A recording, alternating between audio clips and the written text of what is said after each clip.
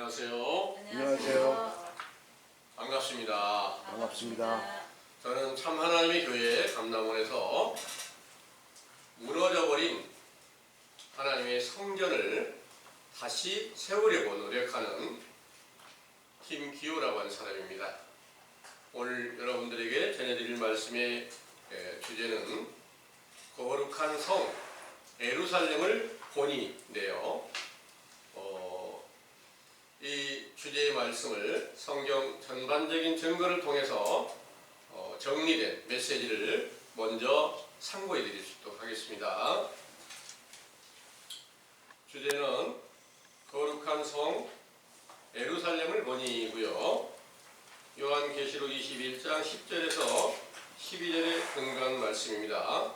참고해 드리겠습니다. 성령으로 나를 데리고 크고 높은 산으로 올라가 하나님께로부터 하늘에서 내려오는 거룩한 성 예루살렘을 보이니 하나님의 영광이 있음에 그 성의 빛이 지극히 귀한 보석 같고 벽옥과 수정같이 막더라. 크고 높은 성곽이 있고 12문이 있는데 그 문에 12천사가 있고 그 문들 위에 이름을 썼으니 이스라엘 자손 12지파의 이름들이라. 아멘. 내용을 참고하겠습니다. 지존하신 참 하나님의 기름 부음을 받고 온전히 하나님을 경외하고 그 명령에 순종하여 이스라엘의 왕이 되었던 다윗에게 역대상 28장 11절에서 20절 예루살렘에 하나님의 성전을 건축할 식양을 알게 했던 것을 그 아들 솔로몬을 왕에게 너는 강하고 담대하여 주의 성전을 세우라고 명령한 대로 역대하 6장 1절에 11절 솔로몬 왕이 성전을 건축하고 모든 기구들을 갖춘 후에 내가 주를 위하여 거하실 전을 건축하였사오니 주께서 영원히 거하실 처소로소이다. 하였던 기도를 기쁨으로 받으시고 하박국 2장 20절 그 성전을 주께서 사시는 집으로 삼으시고 그곳을 향하여 기도와 간구를 드릴 때 응답하여 제사함을 주셨으며 에스겔 40장 1절에서 4절 에스겔 선지자의 이상 중에 하늘에 있는 성전을 보여주시면서 에스겔 43장 10절에서 12절 이스라엘 족속이 제약을 부끄러워하거든 성전의 제도와 식양과 그 모든 형상을 보이며 또 모든 규례와 법도를 알게 하고 지키게 하라. 성전의 법은 이러하니 산 꼭대기 지점의 주인은 지극히 거룩하다 하셨으므로 솔로몬 왕이 건축한 땅에 있는 성전과 에스겔 선지자에게 보여주신 하늘에 있는 성전이 영적으로 보면 동일하고 성전의 법은 산 꼭대기 지점의 주위가 거룩하다는 것은 출애굽기 19장 20절에서 21절 주께서 산 꼭대기에서 모세의 율법으로 백성들을 신칙하시던 것 같이 성전의 법, 곧 모든 율법을 온전히 지키는 자들 가운데 주께서 함께 하시기 때문이죠. 그러나 예수께서 강림하신 유대 나라의 왕과 백성들이 그 율법을 사람의 계명과 유전을 만들어 불법을 행함으로 주님의 심판을 받아 로마 왕의 종 노릇을 하고 있을 때 그 백성들을 다시 구원하시려고 선지자 세례 요한을 보내시고 요단강에서 물 세례 곧 회개의 세례를 베풀고 있을 때 마태복음 3장 13절에서 17절 예수께서 요단강으로 오셔서 물 세례를 받으시고 모든 의를 이루신 후 마귀의 시험을 이기신 후부터 천국 복음을 전파하시기 시작하신 것입니다.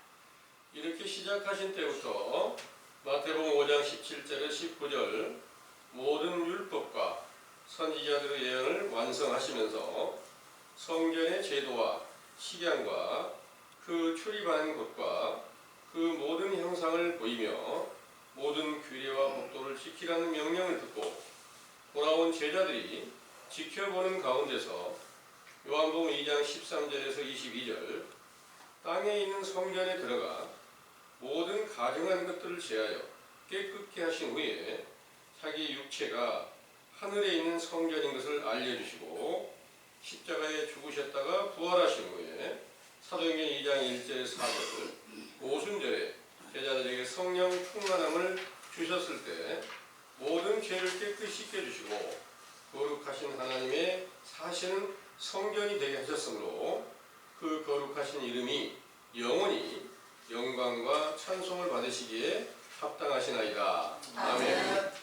요한계시록 21장 9절에서 10절 하늘에서 내려오는 거룩한 성 예루살렘을 어린 양이신 예수 그리스도의 신부 곧 아내라고 칭하셨는데 이는 갈라디아서 4장 26절에서 28절 성령 세례를 받았던 사도들의 증거에 오직 위에 있는 예루살렘은 자유자니 우리 어머니라 하시고 그로부터 낳은 자는 이삭과 같이 약속의 자녀라 하셨으므로 이삭을 낳은 어머니 사라를 위에 있는 예루살렘으로 비유하고 그가 낳은 약속의 자녀들을 갈라디아서 3장 7절 믿음으로 말미암은 아브라함의 아들이라 하셨지요. 따라서 아브라함이 아들이 된 고린도전서 4장 14절 17절 사도 바울께서 전도하였던 제자들에게 이르시기를 내가 아비의 자격으로 복음으로 너희를 자녀로 낳았다는 증거로 보아 아비가 된 사도 바울의 아내는 복음을 비유한 것이며 그 복음은 아브라함의 아내 사라로 비유한 위에 있는 예루살렘의 며느리 곧 이삭의 아내 리브가로 비유한 것입니다. 따라서 리브가로 비유한 사도들 안에 있던 평안의 복음 곧 새 언약의 말씀이 요한계시록 21장 10절에서 11절 어린 양이신 예수 그리스도의 신부라고 칭하신 거룩한 성 예루살렘이었던 것이며 그 성에 하나님의 영광이 있음에 그 성의 빛이 지극히 귀한 보석 같고 벽옥과 수정같이 막더라 하셨는데 이는 실제 보석이나 벽옥과 수정이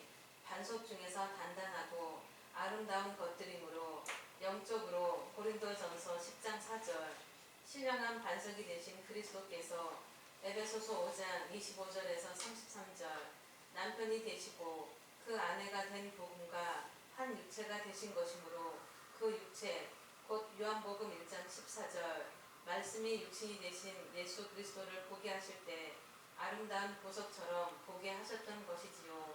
또 요한계시록 21장 12절에 크고 높은 성곽이 있고 12문이 있는데 12천사가 있고 그 문들 위에 이름을 썼으니 이스라엘 자손의 12지파의 이름들이 있더라 하신 말씀 중에 크고 높은 성곽은 성을 보호하려고 쌓아놓은 성벽으로서 잠언 18장 10절에서 11절 여호와의 이름이 견고한 망대가 되고 그가 모든 만유를 소유한 부자로서 견고한 성과 성벽이라고 하시고 또 스가랴서 2장 5절 그의 말씀에 내가 예루살렘 사면에서 불성곽이 되고 그 가운데서 영광이 되리라 하셨습니다.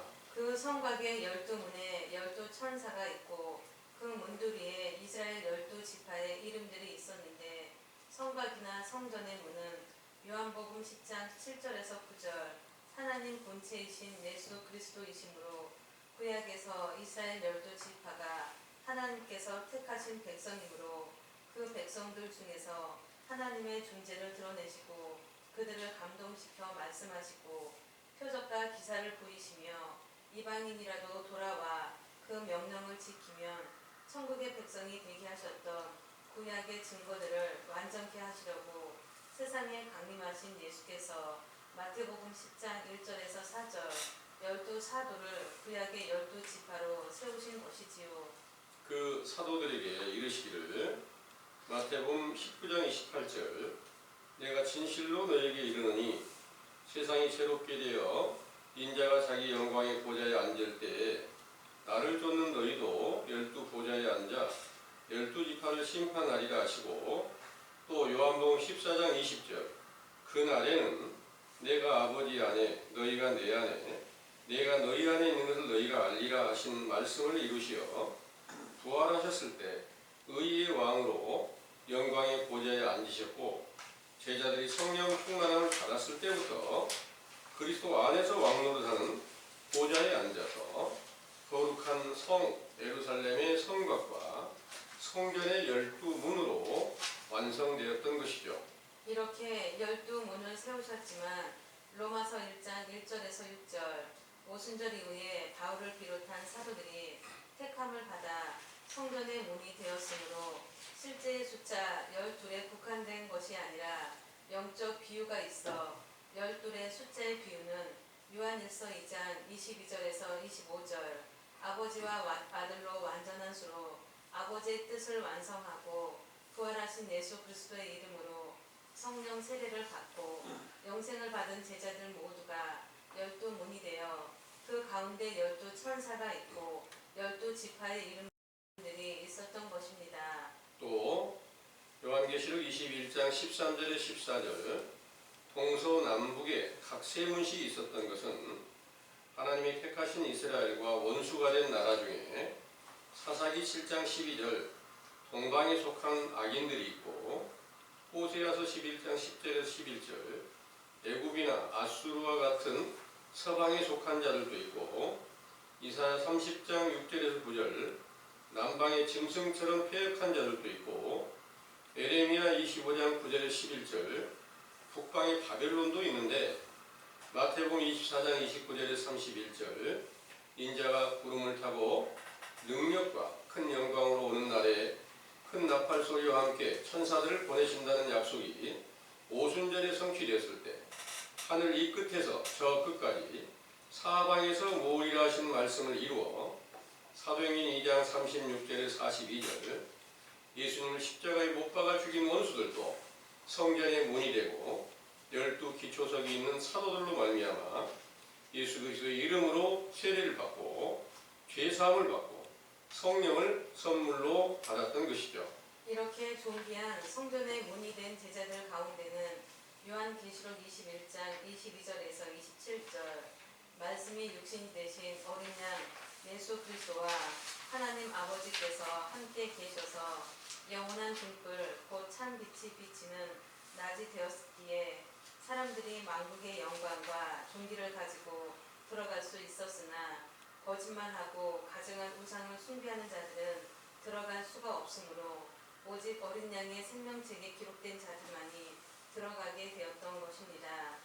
상기와 같이 생명책에 기록된 사도들의 편지에 데살로니가전서 5장 1절 3절 밤에 도적 같은 날이 임하여 호련히 멸망하게 되리라 하셨고 데살로니가후서 2장 1절에서 12절 배도하는 일이 있고 불법의 사랑 곧 멸망의 아들이 나타나 자존하여 하나님이 성전에 앉아 자기를 하나님이라 하며 온갖 거짓말로 능력과 표적과 기적을 행하며 불의를 좋아하는 자들에게 거짓말을 믿게 하여 모든 사람들의 심판을 받게 하신다는 말씀이 응하여 사도들을 배도한 자들과 로마의 태양신을 믿는 자들이 연합하여 세운 천주교에 의하여 성전의 문이 되신 제자들이 핍박을 받고 죽임을 당하게 되므로 거룩한 성 예루살렘은 무너지고 그 등불빛이 꺼져버린 깊은 밤이 된 것이죠.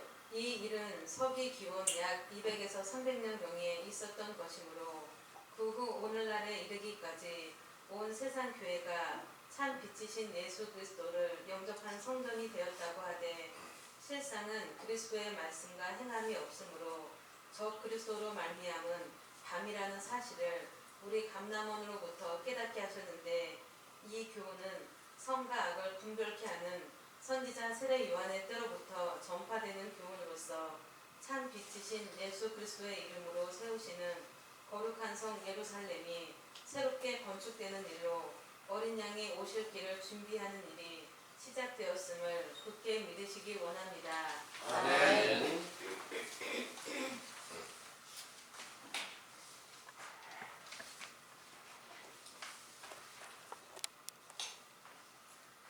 요한계시록 21장에서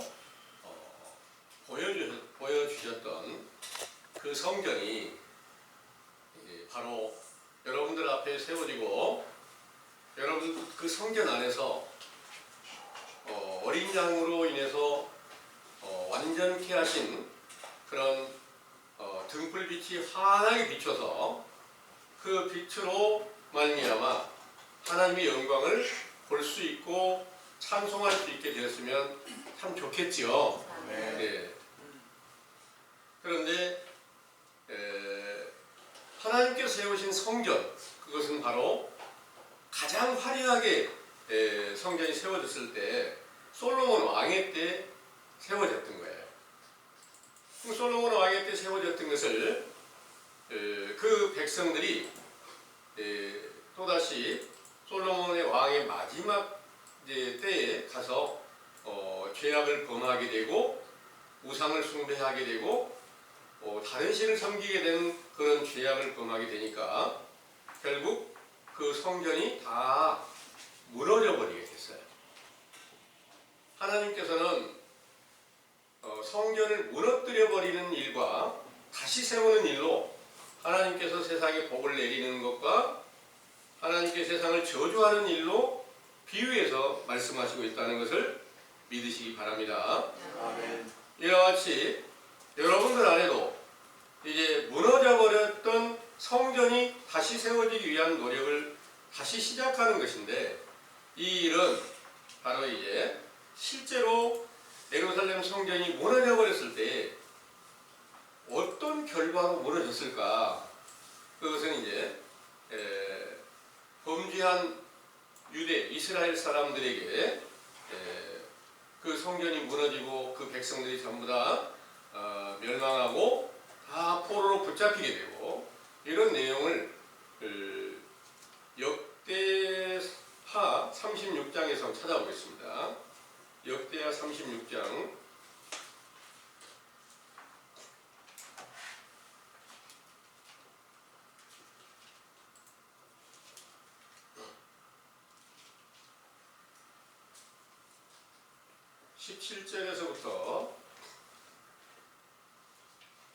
17절에서부터 21절까지 한번 상고해 주세요.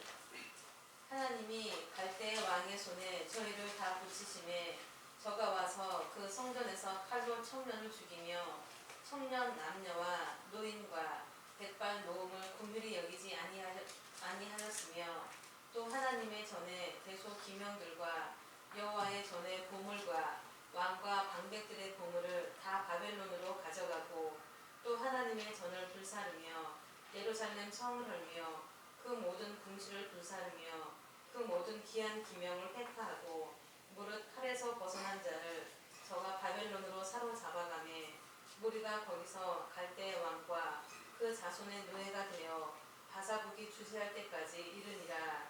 이에 토지가 황폐하여 안식년을 누림같이 안식하여 70년을 지내었으니 여호와께서 예레미야의 입으로 하신 말씀이 응하였더라. 아멘.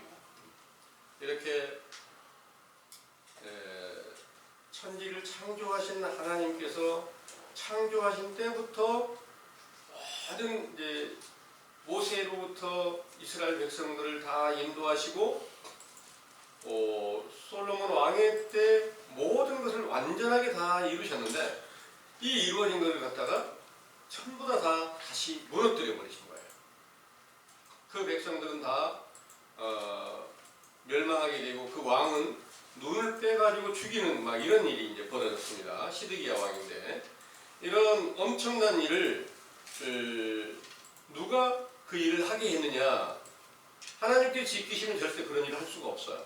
그런데 하나님께서 바벨론 왕을 진노의 병기로 쓰시면서 하나님 앞에 악을 행하는 자들을 진노하실 때, 그런 이제 그 솔로몬 왕이 세운 예루살렘 성전을 무너뜨리고 백성들을 전부 다 멸망시키고 포로로 붙잡히게 되는 그런 엄청난 일을 당하게 하신 겁니다. 이런 일을 당했을 때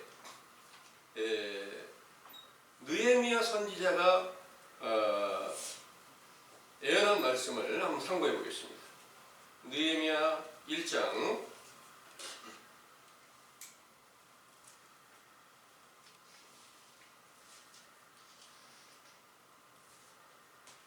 1절부터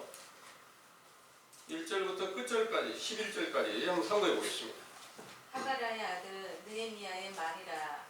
아닥사스다 왕 제20년 기슬루올에 내가 수산궁에 있더니 나의 한 형제 중 하나니아가 두어 사람과 함께 유다에서 이르렀기로 내가 그 사로잡힘을 면하고 남아있는 유다 사람과 예루살렘 형편을 물은즉 저희가 내게 이르되 사로잡힘을 면하고 남은 자가 그 도에서 큰 환난을 만나고 능욕을 받으며 예루살렘 성은 회파되고 성문들은 소화되었다 하는지라 내가 이 말을 듣고 앉아서 울고 수일 동안 슬퍼하며 하늘의 하나님 앞에 금식하며 기도하여 가로되 하늘의 하나님 여호와 크고 두려우신 하나님이여 주를 사랑하고 주의 계명을 지키는 자에게 언약을 지키시며 공유를 베푸시는 주여 간구하나이다. 이제 종이 주의 종 이스라엘 자손을 위하여 주야로 기도하오며 이스라엘 자손이 주 앞에 범죄함을 자복하오니 저는 주를 기울이시며 눈을 여시사 종의 기도를 들으시옵소서. 나와 나의 아비 집이 범죄하여 주를 향하여 심히 악을 행하여 주의 종 모세에게 주께서 명하신 계명과 율례와 규례를 지키지 아니하였나이다. 옛적에 주께서 주의 종 모세에게 명하여 가라사대 만일 너희가 범죄하면 내가 너희를 열국 중에 흩을 것이요 만일 내게로 돌아와서 내 계명을 지켜 행하면 너희 쫓긴 자가 하늘 끝에 있을지라도 내가 거기서부터 모아 내 이름을 두려고 택한 곳에 돌아오게 하리라 하신 말씀을 이제 청컨대 기억하옵소서. 이들은 주께서 일찍 큰 권능과 강한 손으로 구속하신 주의 종이요 주의 백성이니이다. 주여 구하오니 귀를 기울이사 종의 기도와 주의 이름을 경외하기를 기뻐하는 종들의 기도를 들으시고 오늘날 종으로 형통하여 이 사람 앞에서 은혜를 입게 하옵소서 하였나니 그때에 내가 왕의 술 간홍이 되었었느니라. 아멘. 이 말씀이 사도시대 이후 오늘날에 이르기까지 이 말씀이 똑같이 영적으로는 똑같이 응해졌어요. 그때 당시에 예루살렘 성전이 불살라져 버리고 그 백성들이 다 죽고 포로로 붙잡히게 되는 것을 선지자 느헤미야가 하나님께 이제 간구와 소원을 드리면서 금식하면서 기도했던 그런 내용이었습니다. 이 내용에 하나님의 계명을 지키면 복을 주시고 하나님의 계명을 지키지 않으면 반드시 저주하시고 멸망시키신다 하는 말씀을 우리가 항상 두려워하고 우리는 항상 그 계명을 굳게 붙잡고 지키려는 노력이 반드시 영적인 예루살렘 성을 다시 세우는 일에 시작이 된다는 것을 믿으시기 바랍니다. 아멘. 이 일을 이렇게 이제 무너져버린 예루살렘 성을 70년 만에 다시 세우신다는 약속대로 70년 만에 세워졌는 것이 신약시대까지 이제 이어졌습니다. 신약시대에 예수님께서 오셨을 때 실제 예루살렘 성전은 세워져 있었는데 그 백성들이 로마에 포로돼가지고 로마의 주권을 빼앗기고 종노릇을 하고 있을 때예요. 그러니까 영적으로는 그 예루살렘 성도 무너지고 백성들은 다 종노릇을 하고 있는 그런 때가 됐으니까 그들이 하나님의 계명을 지켰으면 그럴 일이 없겠죠. 그럼 계명을 못 지키니까 바로 그때는 실제 예루살렘 성전은 있었지만 그 성전이 다 원수의 손에 넘어가서 마귀의 종노릇을 하고 있다 보니까 그들은 실제로는 세워져 있지만 무너져 있는 건 다를 바 없다는 그런 내용입니다. 그랬을 때 이 성전을 예수님께서 다시 세우시려고 세상의 독생자로 강림하시게 됐습니다. 그것은 이제 처음 선지자 세례 요한을 보내가지고 예수님 오실 길을 준비한 다음에 예수님께서 오셔서 이제 모든 의의를 다 이루시고 복음을 전파하시는데 제자들과 함께 예루살렘 성전, 실제 성전에 가서 요한복음 2장의 말씀입니다. 한번 읽어보겠습니다. 요한복음 2장 13절에서 22절까지 한번 읽어보겠습니다.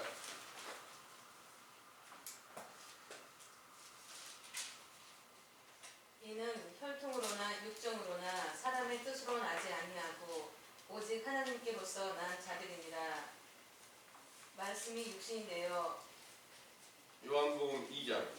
유대인의 유월절이 가까운지라 예수께서 예루살렘으로 올라가셨더니 성전 안에서 소와 양과 비둘기 타는 사람들과 돈 바꾸는 사람들이 앉은 것을 보시고 노끈으로 채찍을 만드사 양이나 소를 다 성전에서 내어 쫓으시고 돈 바꾸는 사람들의 돈을 쏟으시며 상을 엎으시고 비둘기 파는 사람들에게 이르시되 이것을 여기서 가져가라.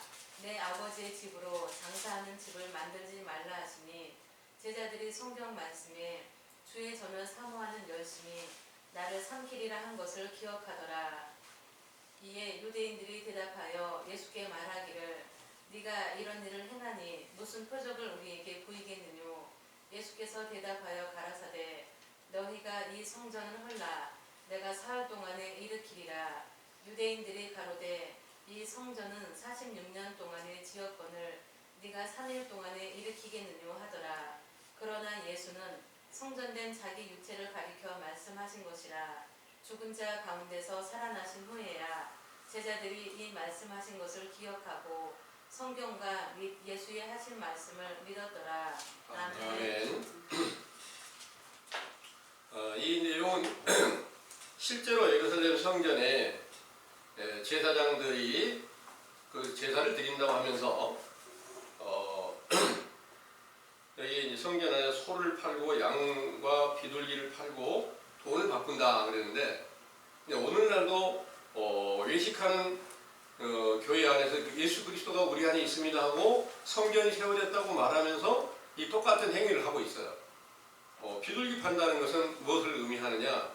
비둘기는 이제 정결한 새로서 비둘기 같은 성령이 임하셨다는 내용이 이제 기록이 되어 있는데 그 성령의 말씀이라고 하면서 이걸 팔고 또 그 교인들은 또 사가고 이런 이제 팔고 사는 일이 벌어지고 있는 것이고요. 또 소와 양을 판다는 것도 소와 양이 이제 예수님께서 생축으로 화목 제물로 드려지셨기 때문에 영적으로 보면 예수님의 말씀을 전한다고 하는 모든 것들로 인해서 팔고 사는 그런 행위가 지금도 벌어지고 있는 것을 여러분들은 믿으시기 바랍니다. 아멘. 왜냐하면 실제로 신약시대에 있었던 모든 일들은 오늘날도 영적으로 외식하는 자들 가운데 똑같은 그런 행위를 하고 있는데 그건 영적인 일이기 때문에 겉으로 보면 알 수는 없죠. 그런 일이 똑같이 벌어지고 있다는 거예요. 그런데 그때 예수님께서 성전에서 제사를 드리고 있는 제사장이나 모든 성전 안에 있는 사람들을 다 쫓아내시면서 너희가 성전을 헐어라. 그러면 사흘 동안 일으키겠다. 그런 거예요. 이 성전은 46년 동안 애써서 지었는데 네가 사흘 동안에 일으키겠느냐? 이렇게 말했지만 예수님은 자기 육체를 가리켜서 말씀하신 것이다. 육체를 죽이면 사흘 만에 부활할 것인데 부활하신 그 신령한 육체가 완전한 성전이다. 그런 말입니다. 그 성전 안에는 하나님의 집이 아버지의 집이라는 거죠. 그래서 아버지가 항상 함께 계시는데 그 육체를 죽였단 말이에요. 그럼 다시 세워졌어. 그러니까 육체가 죽고 나서 다시 세워진 그 성전이신 예수 그리스도는 영원하신 거예요. 그 영원하신 그분이 오순절날 사도들에게 제자들에게 성령으로 충만하게 해주시니까 그때 제자들이 바로 고린도전서 3장 16절에 보니까 한번 읽어보겠습니다. 고린도전서 3장 16절 너희가 하나님의 성전인 것과 하나님의 성령이 너희 안에 거하시는 것을 알지 못하느뇨. 아멘. 아멘. 제자들에게 너희가 하나님의 성전이다 그런 거예요.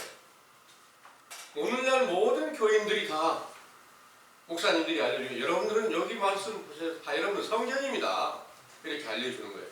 성전이고 여러분들 안에 성전 안에 아버지도 함께 계시고 아들이신 예수님도 함께 계십니다. 이렇게 일러주는 거예요. 아멘하고 다 화답을 했어요. 그런데 진짜 그 안에 아버지와 아들로 완전하게 되신 예수 그리스도의 이름이 있으며 그 이름을 받았던 사도들과 똑같이 행함이 따라야 성전인 증거가 되잖아요. 말로는 성전이라고 다 해요.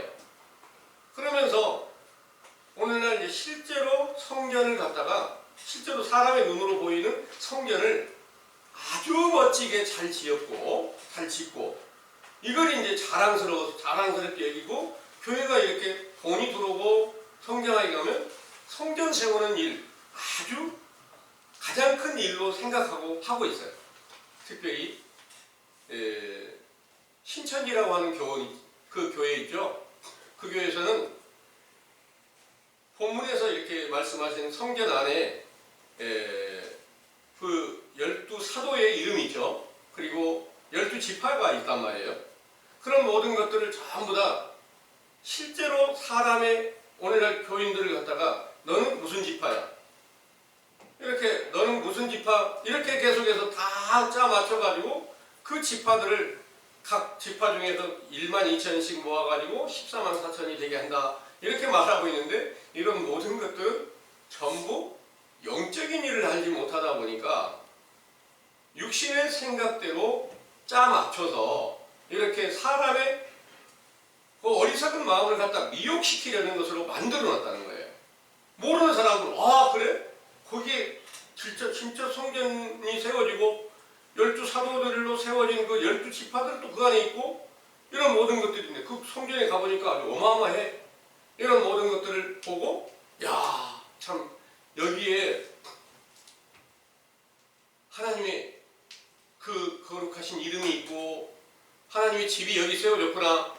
여기 오면 다 구원을 받고 안식하겠구나.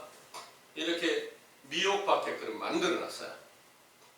그런데 이 성전이 어디가 있었느냐? 사도 요한 안에 있었다는 거예요. 사도 요한이 이제 하나님의 성령으로 보여주니까 지금 요한계시록의 모든 말씀을 기록을 하신 거예요. 그 거룩한 성 예루살렘을 보이니까 그것을 보이는데 어린 양의 아내라 그런 거예요. 그 어린 양의 아내로 보여준 그 성전이 실제로 어디 존재하는 게 아니라 성 안의 성전을 보지 못하였으니 곧 하나님 아버지께서 성전이시고 어린 양의 그 안에 영원한 등불이 되었다. 이 말씀은 이제 요한계시록에 다시 한번 읽어보겠습니다. 요한계시록 21장 22절에서 23절을 한번 읽어보겠습니다. 성 안에 성전을 내가 보지 못하였으니 이는 주 하나님 곧 전능하신 이와 및 어린 양이 그 성전이심이라.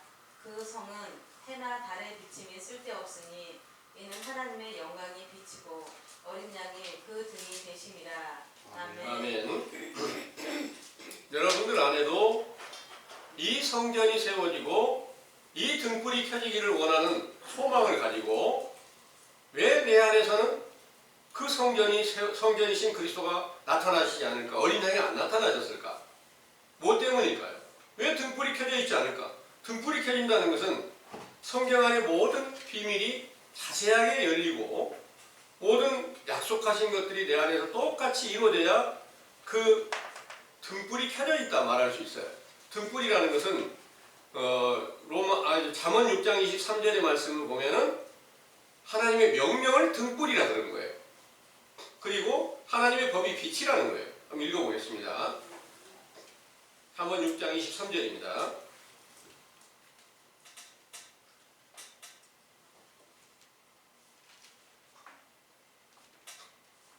대저 명령은 등불이요 법은 빛이요 훈계의 책망은 곧 생명의 길이라. 아멘. 아멘. 대저 명령은 등불이라. 그 명령이 성령 충만함을 받았던 사도들 안에서 너 지금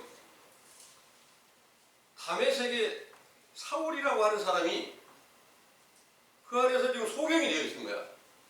그 소경에게 가서 안수를 해줘라. 이런 명령이 떨어져. 이게 그런 명령이 등불이라고 말입니다. 그리스도가 함께 계셔요. 그리고 그 안에 모든 법이 완성이 되어 있어요. 법이 빛이라 그랬죠. 그래서 완전한 빛이 실제로 어떤 태양이 비치는 것처럼 하나님의 나라의 그 등불빛이 영원히 비치는 것이 바로 오순절날부터 참 빛을 받은 그런 제자들이 우리는 빛의 자녀가 됐다. 성전이 되었다. 그것은 바로 예수 그리스도의 이름으로 나타나셨다는 것을 믿으시기 바랍니다. 아멘. 그래서 본문에 그 성전을 보니까 그 성전은 어린 양의 아내더라 이렇게 말씀하셨잖아요. 성전이 어린 양의 아내더라. 실제로 어떤 건물이 어린 양의 아내일까요? 이게 아니라는 거예요. 그 어린 양의 아내가 곧 뭘까? 이제 잠언 18장 22절을 보면은 아내를 얻는 자는 복이 있고 하나님의 은총을 얻는다 이런 말씀이 있어요. 한번 읽어보겠습니다.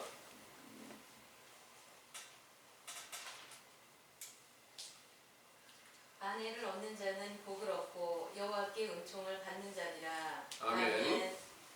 아내를 얻는다. 이 일로 이 말씀으로 오늘날 이제 결혼시장에서 목사님이 조례를 쓰면 가장 많이 쓰는 내용입니다.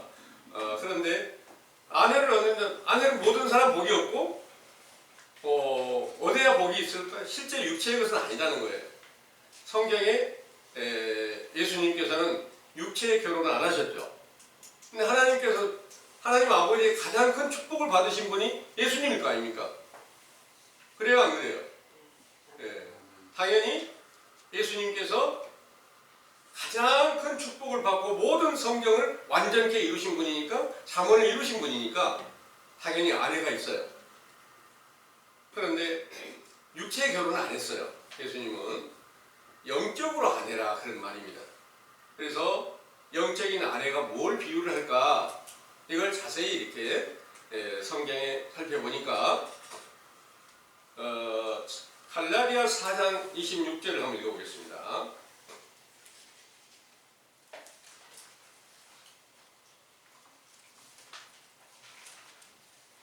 오직 위에 있는 예루살렘은 자유자니 곧 우리 어머니라. 아멘. 아멘. 28절까지 읽어보세요. 기록된 바 잉태치 못한 자여 즐거워하라. 그렇지 못한 자여 소리질러 외치라.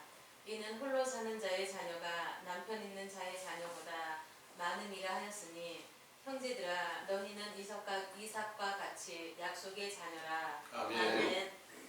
여기에 내용은 사도 바울께서 쓰신 글인데요.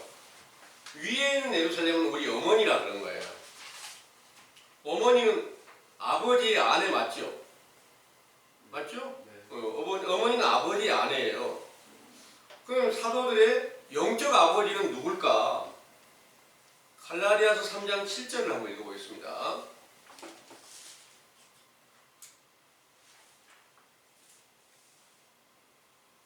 그런즉 믿음으로 말미암은 자들은 아브라함의 아들인 줄 알지어다. 아멘. 아브라함의 아들이라는 거예요. 그럼 아브라함의 아들이니까 당연히 위에 있는 예루살렘은 아브라함의 아내가 맞겠죠. 그렇죠? 네. 실제로 아브라함이 살아있을까요? 그리고 실제로 아브라함의 아내 사라가 있었을까요? 여기서 위에 있는 예루살렘이라고 했으니까 위에 있는 예루살렘이라는 것은 평안의 복음을 비유를 한 겁니다. 부활하신 예수 그리스도 안에 새 언약의 말씀이 바로 위에 있는 예루살렘으로 비유를 한 거예요. 그러면 위에 있는 예루살렘 안에서 태어난 그 사도들이 가지고 있는 복음이 있다고요. 사도들도 또 다른 사람에게 복음을 전해서 생명을 낳아주는 거예요. 그러면 이제 그 일은 바로 사도 바울께서 고린도전서 4장을 한번 보겠습니다. 4장 14절에서 17절까지 한번 읽어볼게요. 내가 너희를 부끄럽게 하려고 이것을 쓰는 것이 아니라 오직 너희를 내 사랑하는 자녀같이 권하려 하는 것이라. 그리스도 안에서 일만 스승이 있으되 아비는 많지 아니하니 그리스도 예수 안에서 복음으로써 내가 너희를 낳았음이라. 그러므로 내가 너희에게 권하노니 너희는 나를 본받는 자 되라. 이를 인하여 내가 주 안에서 내 사랑하고 신실한 아들 디모데를 너희에게 보내었노니 저가 너희로 하여금 그리스도 예수 안에서 나의 행사 곧 내가 각 교회에서 가르치는 것을 생각나게 하리라. 아멘. 이 말씀은 사도 바울께서 그 제자들에게, 바울의 제자들에게 내가 너희를 자녀로 낳았다. 자녀로 낳았는데 나는 그리스도 안에서 일만 스승이 있지만 나는 아버지격이다, 아비격이다. 그리고 내가 너희를 낳은 것은 복음으로 낳았다 그러는 거예요. 그러니까 그 복음이 사도 바울의 아내격이다 그 말입니다. 실제로 남자 혼자서 얘기 못 낳잖아요. 자녀를 낳았다고 하는데 너희가 내 자녀라고 그러는데 자녀 낳으려면 아내가 있어야지 자녀를 낳는단 말입니다. 그런데 그 자녀를 낳으려면 반드시 하나님 아버지께로부터 아들과 함께 주어졌던 평안의 복음이 함께 사도들 안에 머물러 있어야 그 복음으로 다른 사람의 생명을 탄생시킬 수 있다. 이런 말씀인 줄 믿으시기 바랍니다. 그러므로 디모데가 실제로 사도 바울은 육체 결혼 안 했거든요.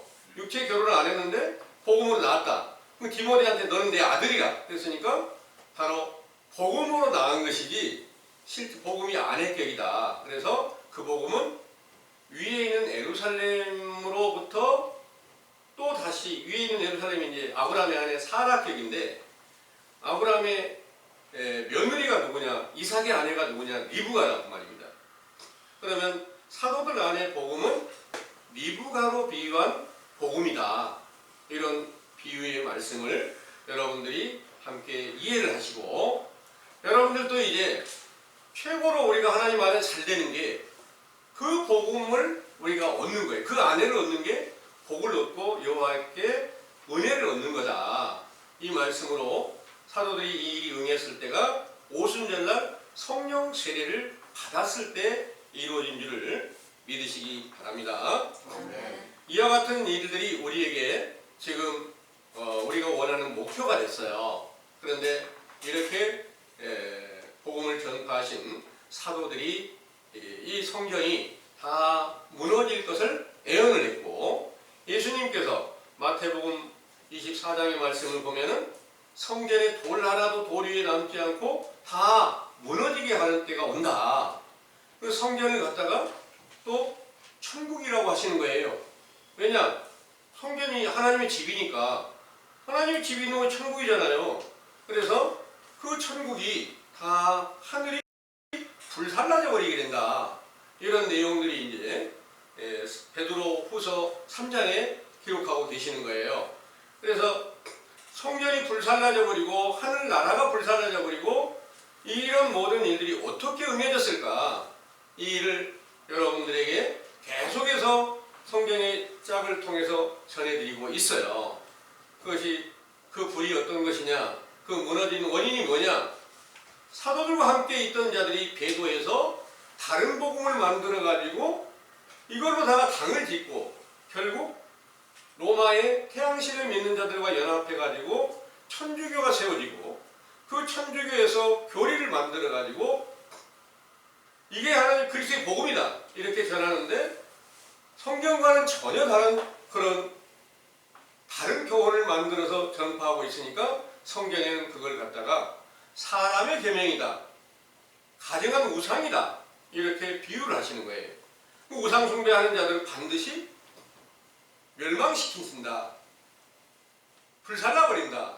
이런 모든 일로 예수 그리스도의 그 이름으로 세운 사도들에게 세워졌던 모든 영광이 이 세상에서 천주교가 세워져 가지고 그들 세력이 강성해지면서 사도들을 핍박하고 다 죽여버리는 그런 일들이 세상에서 역사적으로 정확하게 증거가 되어 있습니다. 그 수가 얼마만큼 많은 사람을 죽였다고 하느냐? 5천만 명을 죽였다는 거예요. 그 5천만 명을 죽이고 난 이후부터는 진짜 사도들의 교훈을 전파하는 자들이 없고 다 그리스도의 복음을 전파하면서 예수 그리스도의 이름을 전파하면서 우리가 성전이야. 그리고 실제 성전을 아주 어마어마하게 거창하게 지어가지고 보여주고 있지만 그 안에는 전부 다 가증한 우상으로 다른 신들이 역사하고 있는 확실한 증거를 보고 느끼고 있던 그런 천주교의 신부였던 사람이 마르틴 루터가 서기 1500년에 개혁을 해가지고 개신교를 세우면서부터 오늘날에 이르기까지 많은 교파가 나와서 제각기 다 예수 그리스도를 전파한다고 하고 우리는 다 성전이 되었다. 예수 그리스도의 이름을 다 부르면서 그 이름으로 계속 기도와 간구를 드리고 있지만 그 이름으로 구하는 것들이 아무런 증거도 없고 성취함도 없는 이런 현실을 오늘날 여러분들은 직접적으로 행동을 해왔기도 하고 다른 교인들이 하는 것을 보면 그런 것들을 목격하기도 하고 있어요. 그래서 이런 모든 일들이 예수 그리스도의 이름을 부르면서 성전이라고 하되 성전이 다 불타서 없어져 버린 것과 똑같이 되었구나. 이 일을 애통하고 부르짖던 느헤미야 선지자나 또 에레미야 선지자에게 바벨론으로 인해서 유다와 이스라엘이 다 무너지고 예루살렘 성전이 불타버릴 것을 알려주신 바 따라서 그 일이 이루어졌을 때 에레미야 애가라는 그 책이 이제 바로 에레미야가 애통하며 부르짖던 그런 모든 내용이 기록된 것입니다. 그래서 그런 내용들이 오늘날 이 세상이 그대로 응해져 있으니까 그런 것들을 그런 성경을 볼 때마다 우리가 지금 내 안에 성경이 세워져 있지 못하고 우리가 예수 그리스도의 이름을 부를 수 없고 그리스도께서 어떤 존재인지 어떤 얼굴의 형상을 가지고 있는지 전혀 볼 수도 없고 그 음성도 들을 수도 없고 이런 모든 것들이 오늘날 현실인데 모르는 사람들은 다 하나님 말씀이 목사님이 말씀이 성경을 내가 보면 이게 하나님 말씀이야 이렇게 보고 있는데 이런 모든 것들은 다 외식과 불법한 가운데서 다른 복음 곧 사람의 계명과 유전을 쫓아서 믿고 있는 것이 돼서 그 안에는 그리스도의 영광의 빛이 나타나지 않고 있다는 사실을 여러분들은 자세하게 믿으시기 바랍니다. 아멘. 이 일이 여러분들 안에서 이제 상한 심령되어 부르짖는 부르짖음으로 주님께 나아갈 때 주께서 가장 이 기도를 기쁨으로 받으시고 이 기도가 하나님께 연락이 되면 반드시 여러분들 안에는 그 성전이 다시 세워지게 하는 인자의 영광이 나타나게 된다는 사실을 믿으시기 원합니다. 아멘. 기도하겠습니다.